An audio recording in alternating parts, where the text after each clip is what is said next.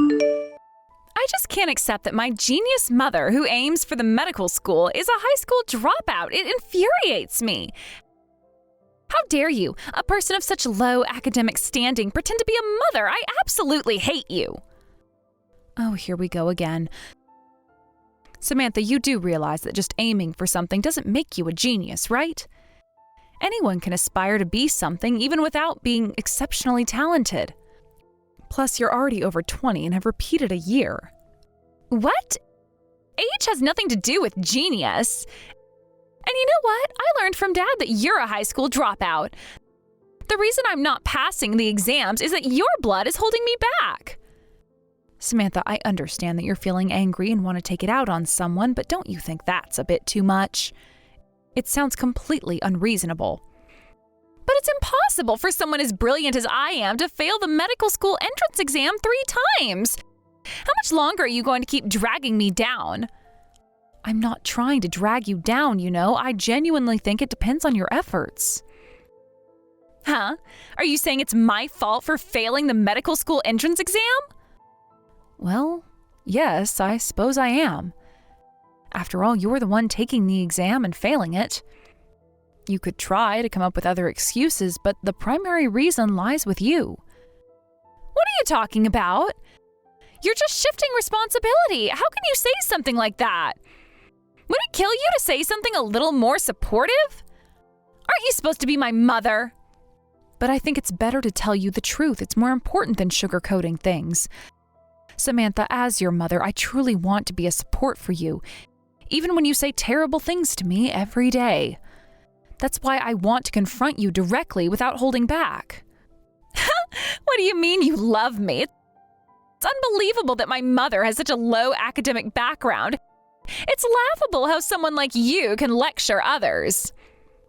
What do you want, Samantha? By belittling me like that, what do you hope to achieve? I want you to get out of my life. You're not needed in my life. Oh, you really do say sad things, don't you? And can't you please stop begging Dad for money? Huh? What are you talking about? Don't act all innocent. It's pointless. I know that you're borrowing a large sum of money from Dad, okay? He might stay silent about it, but I've seen him regularly prepare cash and leave the house, making sure it's not noticed by me doing the handover outside, right? Bart would say something like that? Don't you dare casually call my dad by his name. Well, he is my husband, so I can call him by his name. But is that story true? Preparing cash and going out? I've seen him putting tens of thousands of yen in an envelope multiple times. It always happens when you're not at home. So you're the one receiving it outside, right? Just because Dad works for a prestigious company and earns a high salary doesn't mean he has money to waste on you. I have to talk to Bart about this. Just get out of here.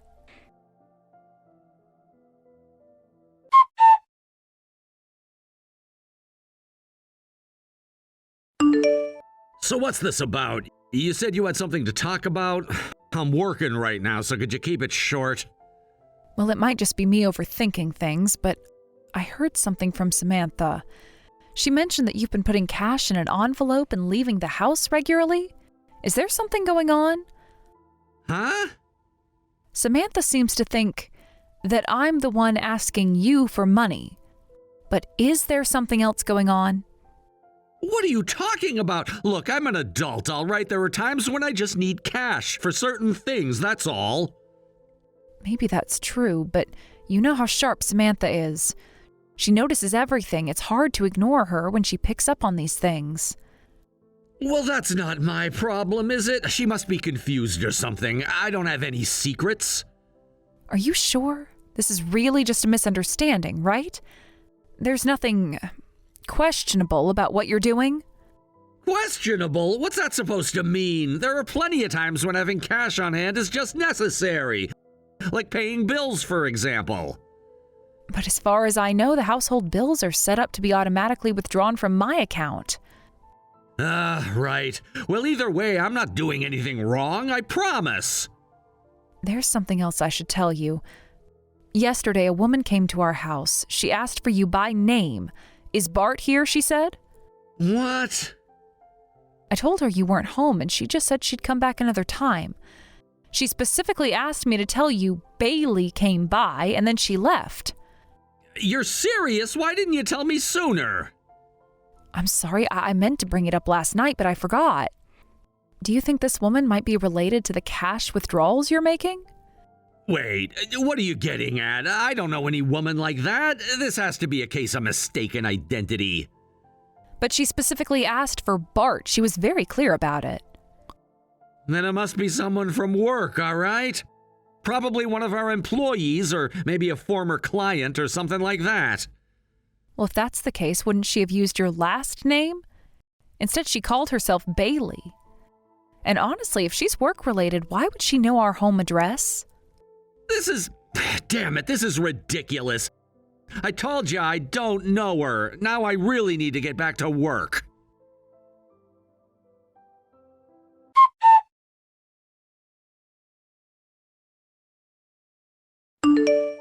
Hey, Samantha, can you explain what exactly is going on here? Oh, you must have gotten back to the house. Why is all of my stuff gone? What on earth happened? Well, the thing is, we decided it was time to kick you out. You must have been getting in the way of my studies, and honestly, a high school dropout like you isn't suitable to be my mom anyway. Kicking me out? What did Bart say about this? Of course, Dad was totally on board. Otherwise, we wouldn't have gotten this far. We've decided to sell all your stuff and use the money to help cover our living expenses. So that's why Bart's been leaving my messages on read and not replying? Things have gotten complicated, haven't they? No, it's really quite simple. You're getting kicked out of the house and that's it. All your stuff is gone from here anyway, so you might as well leave right away. Did you really hate me that much? Obviously, it's miserable having a loser like you as my mother. If you're gone, I'll definitely be able to get into med school right away. Plus, it'll be great to not have a freeloading parasite who barely earns anything but eats up all the money. This is really going too far. I have tried my best to understand you, to be patient, but I can't tolerate this any longer. Oh, is that so? But what exactly can a lowlife like you do? Just go live strong and independent after we've abandoned you. You're just a failure of a mother after all. Well, it's not like I was really your true mother anyway.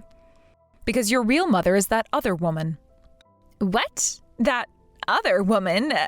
My real mother? What are you even talking about?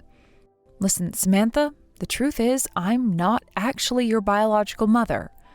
You're your father's child from a previous relationship. What? Really? Yes, I never thought I needed to tell you before, and I didn't feel it was necessary. But since we're breaking off our parent-child relationship, I might as well tell you now. You're kidding. This is actually amazing news, huh? Is that so? I figured you might say something like that. Well, obviously. I mean, it's been painful thinking I was actually related by blood to someone as lowly as you. Finding out we're unrelated? This is the best. So let's just never see each other again. Even though I figured you'd respond like this, hearing you say it still hurts. But then, who exactly is my real mom? She must be someone super smart, beautiful, and amazing, huh? Your real mother is a woman named Bailey. She's the one who's been blackmailing Bart and trying to take over our house. Wait, what? Why would my mom be doing something like that? Are you jealous or something? Give it a rest with these lies. Bailey has massive debts, so she came back to town, found Bart, and tried to extort money from him. She's been blackmailing him. Blackmail? With what kind of leverage? Your father's having an affair. And not just with anyone, it's with the only daughter of one of his company's major clients. What? Bailey happened to come across some evidence of the affair. Since she was in desperate need of money, she decided to use it to blackmail Bart. As you know, Bart works at a prestigious company. If this affair were to come to light, his career would be ruined in an instant.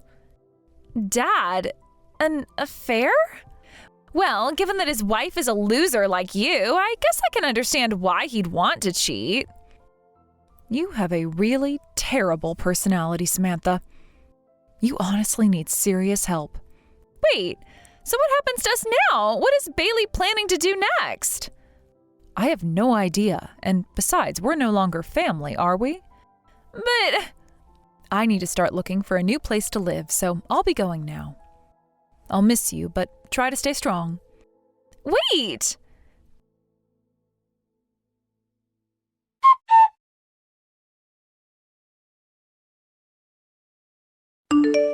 Dad, hey, I heard from Mom. She told me that my real mother is someone named Bailey. Is that true? What? Jessica actually told you that? Did she tell you anything else? Yeah. She also told me that Bailey has proof of your affair and that she's blackmailing you with it. Apparently she's been demanding money from you because of it? Forget everything that woman told you. It's all lies, do you hear me? Everything is a total lie. You understand that, right? But... Samantha, are you really gonna believe anything a lowlife like Jessica says? Look at her. She's a high school dropout, barely getting by with a part-time job. She's nothing like me. We're not even in the same social league. Who are you gonna trust, her or me? Then who exactly is Bailey? I've seen you leave the house with cash in an envelope before. And recently there have been women showing up at the door that I don't even recognize, ringing the doorbell.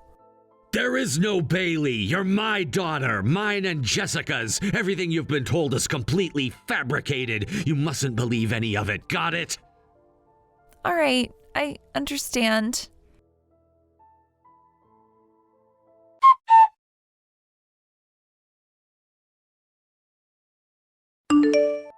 What the hell did you do? How could you possibly tell Samantha everything? Did you even stop to think about how she might feel when she learns the truth? She could be devastated by this. Oh, spare me the drama. Don't pretend you care about her feelings. You're only worried about yourself. That's the real issue here, isn't it? Shut your mouth. Why do you even know about Bailey? I never told you anything about her. I mentioned that a woman named Bailey came to our house. When she was here, I took the opportunity to ask her a few questions, and she revealed quite a lot to me. She told me about your affair. Hold on a second. You're actually believing her? She could be lying to manipulate you. From her perspective, I'm not her enemy, so she has no reason to lie to me. She even shared some details about how horrible you were when we got married. What? You can't just take her word for it. The reason for our divorce was your infidelity, Bart. You used your connections to intimidate Bailey and forced her to give you her child. You wanted to raise a perfect child to enhance your own status. I can only imagine how you manipulated her into doing what you wanted. And what proof do you have that any of this is true? Are you really that clueless? She has all the evidence she needs. If she wanted to, she could ruin you whenever she wanted. What? Right now, she's just playing with you. She's probably thinking that after she squeezes every last penny out of you, she'll drop all the evidence. You have to know her. Please, just talk to her. I'm genuinely sorry for everything I've done. I'll apologize as much as she wants. Just get her to stop this. You have some nerve asking me for help after you kicked me out of the house. Kicked you out? What are you talking about? You really don't know? My things are gone from the house. Samantha told me Dad and I decided to kick you out. I'm done with this. I'm moving back to my parents' place. What? Did she actually do that? I was just joking about it. I never meant to kick you out. It doesn't matter. The fact is, I've been thrown out regardless of what you intended. I'm exhausted with this entire situation. Please, just convince Bailey to stop. I'll pay her whatever she wants. I can't deal with this threat anymore. You're going to have to handle that yourself. You created this mess. But you have to understand, I was only trying to manage things. I never wanted it to come to this. Well, it has come to this. You think it's all about you, but Samantha's caught up in the middle. You're so wrapped up in your own issues that you don't even see how it affects her. I know. I didn't want her to get hurt, but this is all out of control. Exactly, and you brought this on yourself. Maybe if you had thought about the consequences of your actions, we wouldn't be in this position. I was stupid. I see that now. I never thought it would go this far. Well, it did, and now we're both suffering because of your choices. I have to think about Samantha now. She's the one who needs to be protected from all of this chaos. You think I don't care about her? I do. I just didn't want it to end up like this. But it has. You need to own up to your mistakes. It's time to face the truth, Bart. Running away from it won't help anyone. So what do you want me to do? Just sit here and wait for Bailey to destroy everything? No, you need to confront this head on. Talk to Bailey, but be honest this time. Stop pretending everything is fine when it's not. And if she won't listen? What if she doesn't care about my apologies? Then you'll have to deal with the consequences of your actions. You made this mess, it's up to you to clean it up. I just want to protect Samantha. She doesn't deserve any of this. Exactly, so start acting like it. Be a father for once and stop thinking only of yourself. You're right. I'll do whatever it takes to make this right. I hope you mean that because we're all counting on you to step up. I will. I promise. I'll talk to Bailey and make this right no matter what it takes.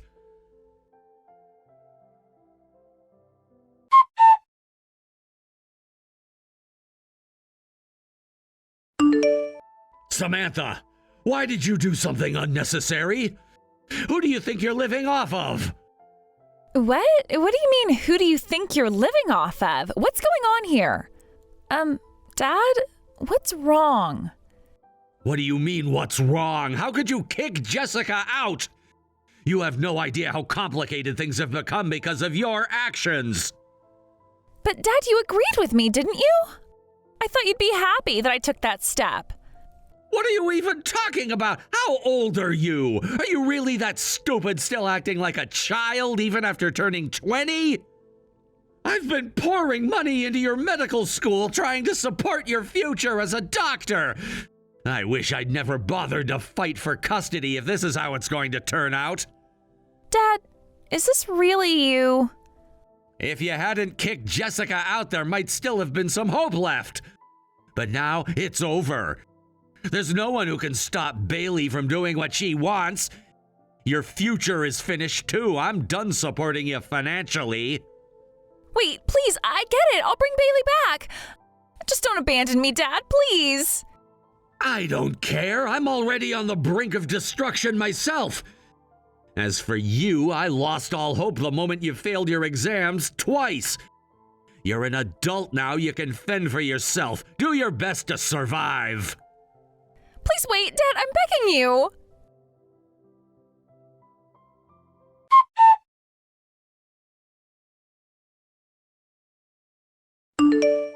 Hey, I'm really sorry. Oh, it's rare for you to apologize. What's brought this on? I've been abandoned by Dad. Everything Mom said was true. He only thinks about himself. Oh my, calling me Mom now? Well, that's a bit embarrassing, isn't it? But it does make me happy to hear you say that. Right? I've misunderstood you until now, but from now on I'll do my best to be a good daughter, Mom. Well, even with that, it doesn't mean we get a happy ending here. What do you mean? Don't you think that just because you and I made up, everything is okay? What you did isn't something that can be fixed with just an apology. I understand that. That's why I want to keep apologizing until you forgive me. What are you saying? Apologies won't change anything. No matter how many times you apologize, it'll be useless. 0 times anything is still 0, you know. You want to go to medical school, yet you don't even understand basic math? No, then what should I do? It's simple. You'll have to compensate me for the things you carelessly threw away. Okay, that sounds fair. Yes, I'll pay. I promise I will. Just remember, there were many important items in what you threw away that I used for work.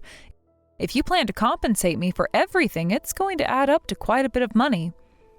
Are you really okay with that? But I'll manage. I really will. I am genuinely remorseful. Oh, is that so? Well, then I'll also need to get compensated for emotional distress. After all, I've been insulted by you repeatedly. Emotional distress? How much is that going to be? Well, I'll have to talk to my lawyer about it. A lawyer? Isn't that a bit too extreme? Of course not. I've been deeply hurt by this whole situation. Plus, you'll need to have a considerable amount of money for yourself, won't you? You'll need to find a new place to live, after all. Wait, no, but I already have a home. Bart is going to face ruin soon. He'll be drowning in debt. What do you mean? Once that happens, that house will be taken by the bank in no time. So, does that mean I'll be living with you? I have no interest in living with strangers. Strangers? But that's... Please, wait a moment. Give it up. You'll pay me compensation and then we'll part ways. That's so cruel. I mean, you may not be my biological mother, but you're still a mother figure to me. Oh, really? Well, let me tell you one last important thing as your mother. You've blamed your failures in medical school on my genes, but since we're not blood related, that's incorrect. It's simply a matter of your own lack of effort. You need to remember that. But I really tried. Did you? Because if you did, you would have succeeded. Excuses won't get you anywhere. I know. But please, can't we just start fresh? I want to make things right. Starting fresh is fine, but it doesn't erase the past. You have to understand that. I do. I really do. I just want a chance to prove it to you. Proving it will take time, and it's not just going to happen overnight. I'm willing to put in the effort. I just need your support. Support comes with accountability. You need to take responsibility for your actions first. Okay, I understand. I'll take responsibility. Just please don't give up on me. It's not about giving up on you. It's about making sure you learn and grow from this. Life doesn't come easy, Samantha. I get it. I'll work hard to make things right. I promise. Good. Just remember, it's not just about saying you're sorry. It's about showing it through your actions. I will. I'll show you that I can be better, that I can make you proud. Then let's see if you can follow through on those words. Actions speak louder than words, after all.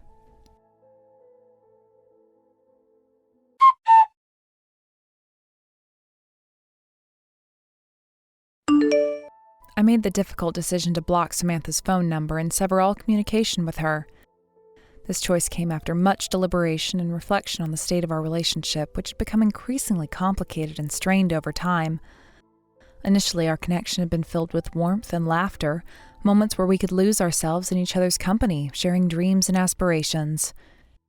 However, as the months wore on, those happy moments became overshadowed by misunderstandings, disagreements, and an ever-growing sense of dissatisfaction that hung over us like a dark cloud. I found myself constantly questioning the dynamics between us, wondering where it had all gone wrong and what had led us to this point of no return. The act of blocking her number was not just a simple gesture, it felt like a declaration of independence. It was a way to reclaim my life and my mental well-being after months of emotional turmoil and uncertainty. I had poured so much of myself into the relationship, and it had started to feel like I was losing my identity, my sense of self. I knew deep down that Samantha needed to learn how to be self-sufficient and independent. I had supported her through various challenges, but it became evident that my constant presence had allowed her to rely on me too heavily, stunting her growth as an individual. As I made this decision, I felt a tumultuous mix of relief and sorrow. The relief came from finally taking a stand for myself, while the sorrow stemmed from the painful acknowledgement that it had to come to this. I had loved Samantha deeply, and it was painful to acknowledge that despite our best efforts, we had drifted apart. In the back of my mind, I hoped that this separation would lead her to reflect on her life choices, enabling her to learn the importance of self-reliance and responsibility.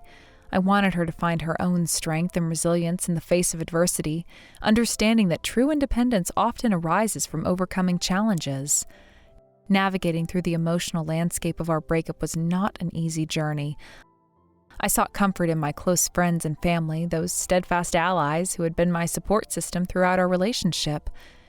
They had seen the ebbs and flows of my emotional state, often sensing the underlying tension that had been building between Samantha and me. Over cups of coffee and long discussions, they encouraged me to focus on my own needs and happiness, emphasizing that it was time for me to prioritize myself. Their unwavering support reminded me that I was not alone in this journey, that I was surrounded by people who cared deeply for my well-being. During this time, I decided to take a step back from romantic pursuits, giving myself the space I needed to heal. I wanted to focus on rediscovering who I was outside of a relationship, to reconnect with my passions and interests that had taken a back seat during my time with Samantha. I felt a yearning to reclaim my individuality, to embrace the aspects of myself that had been overshadowed by our dynamic. This process of self-discovery became crucial as I navigated the uncharted waters of life post-breakup. As I worked through the legal aspects of our situation, I sought out alimony and damages that I felt were justified, given the sacrifices I had made during our time together. The process of navigating the legal system was daunting, filled with long meetings, documentation, and negotiations. Each session served as a reminder of the commitment I had made to myself, to reclaim my life and assert my needs. It was not just about the financial compensation, it was about recognizing the emotional toll our relationship had taken on me and ensuring that my voice was heard in the aftermath. While I was dealing with my own emotional upheaval, I learned that Samantha was struggling in her own right.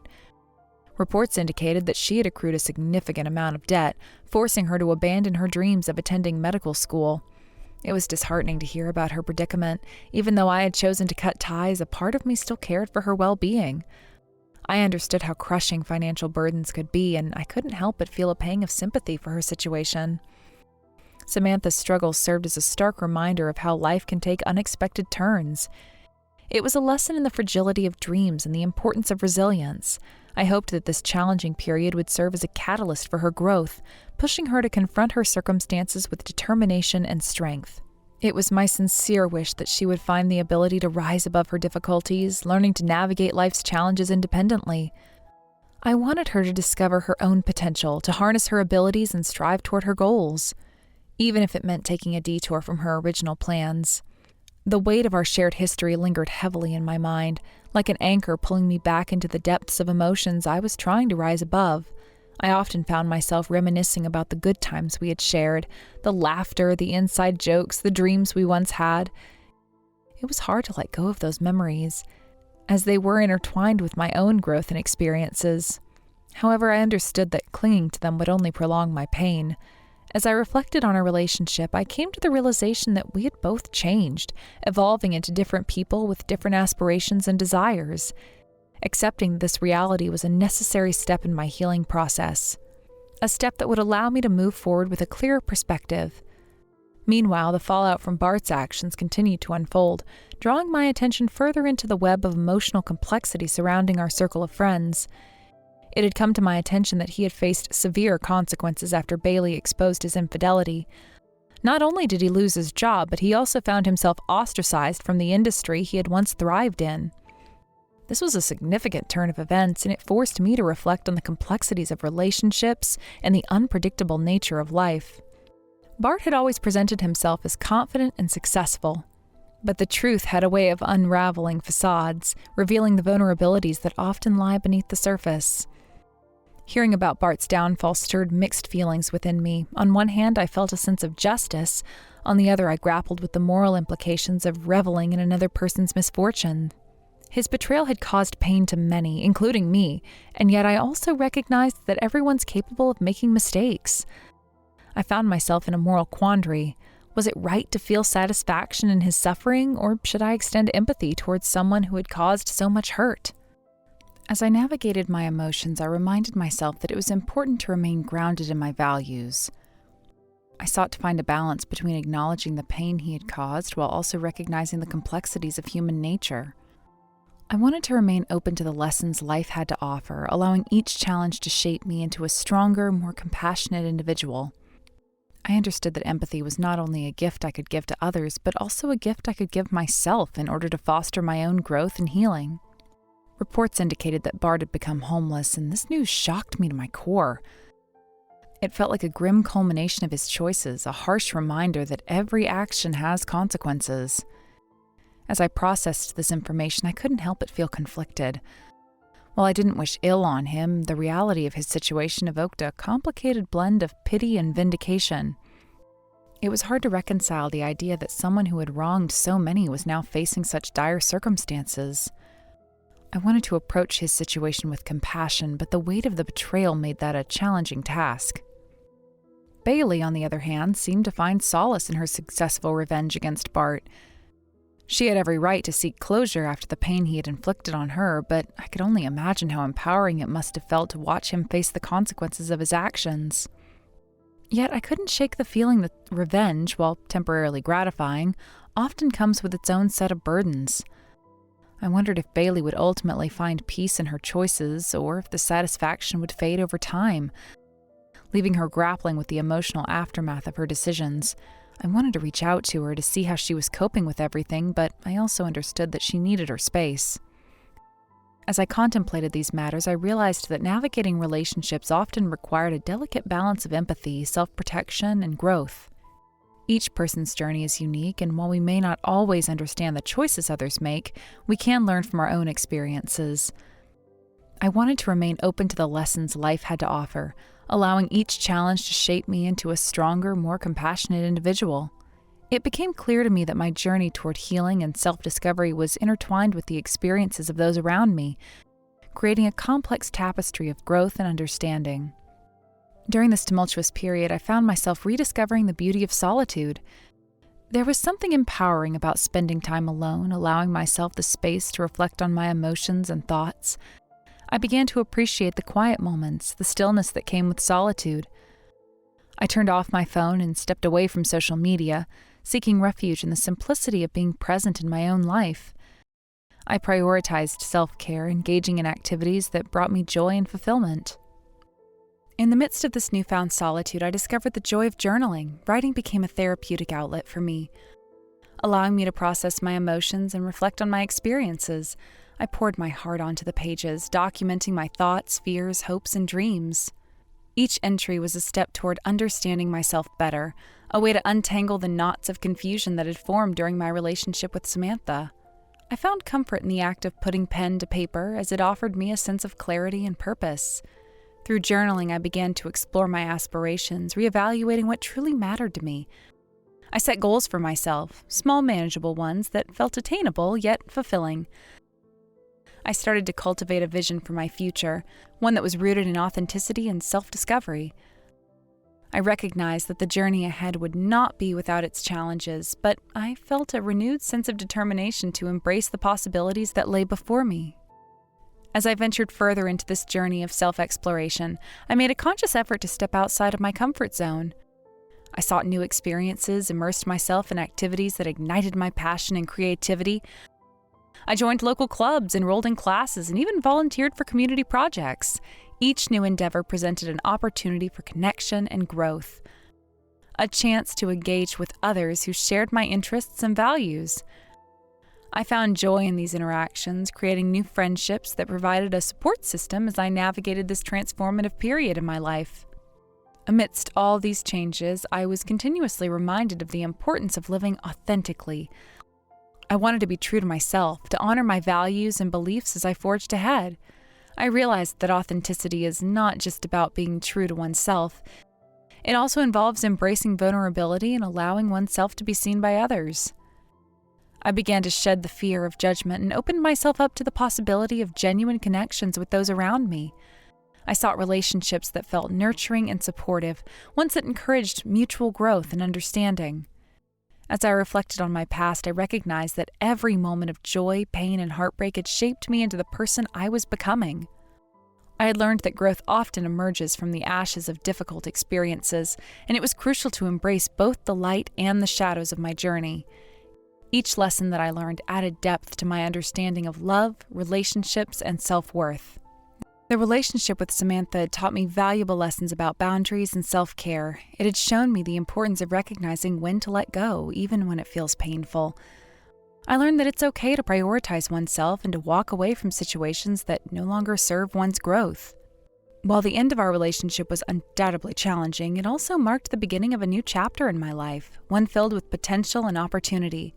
In this pursuit of self-fulfillment, I was determined to cultivate a life filled with passion, creativity, and meaningful connections. I wanted to forge a path that aligned with my true self, one that resonated with my values and desires.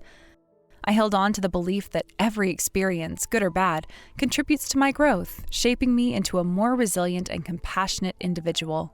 As I embarked on this new chapter, I felt a renewed sense of purpose. I was excited to see how my journey unfolded, eager to embrace the challenges and joys that lay ahead. I recognized that life is a continuous cycle of growth and transformation, and I was ready to navigate it with an open heart and adventurous spirit. The world was vast and filled with possibilities, and I intended to seize every opportunity that came my way. I envisioned a future where I could continue evolving, becoming the best version of myself, one step at a time. I wanted to celebrate my victories, both big and small, and honor the journey that had led me to this point. I sought to embrace the complexities of life, welcoming both the joys and challenges that would undoubtedly arise along the way. As the months passed, I remained committed to my personal growth. I surrounded myself with individuals who uplifted and inspired me, fostering relationships that were rooted in respect and mutual support. Together, we navigated the intricacies of life, sharing our dreams and aspirations as we encouraged one another to chase after them. I began to explore new avenues of creativity, embracing the artistic expressions that had always resided within me. Whether it was painting, writing, or photography, I found joy in capturing the beauty of life and channeling my emotions into creative endeavors. This newfound passion became an essential part of my identity, allowing me to connect with myself on a deeper level.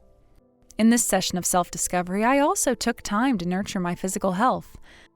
I started exercising regularly, engaging in activities that invigorated my body and mind.